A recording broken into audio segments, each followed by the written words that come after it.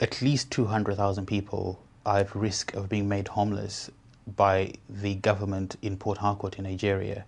Imagine a situation where a community of people gather, use their own resources in order to reclaim land from the sea. And over time, they build houses. They're not perfect. Most of them are slums. But these are people who are trying to survive, to have a living. And then overnight, the government decides that that is prime real estate.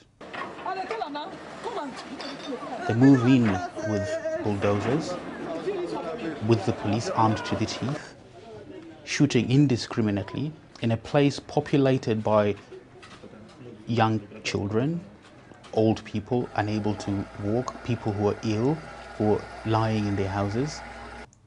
And imagine being shot at and being wounded by a bullet that you don't know where it came from. How many people they came here? They come break this man and the window.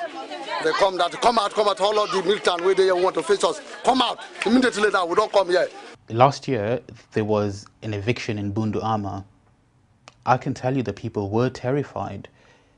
The police came with armored personnel carriers, with guns. They were shooting indiscriminately. The boy was lying down here.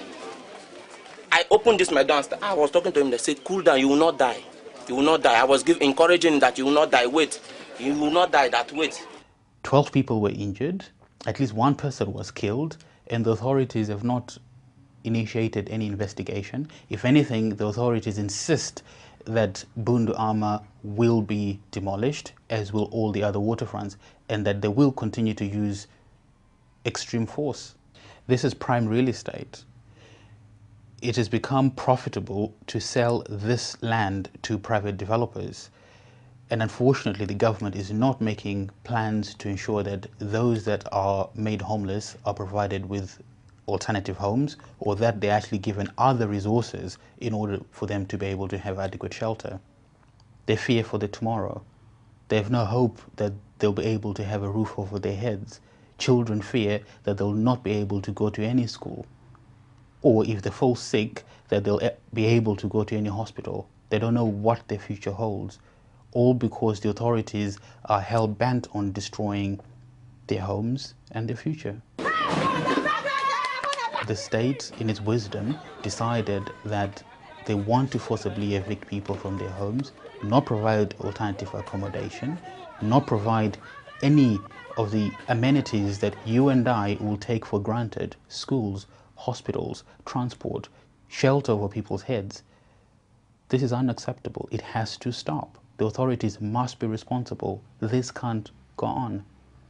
They must make sure that they have policies and laws to prevent forced evictions. The police must not use excessive force when carrying out evictions. And it is important that whatever plans are put in place to develop the waterfront, the individuals who are affected, the people that are affected, must be provided with alternative accommodation.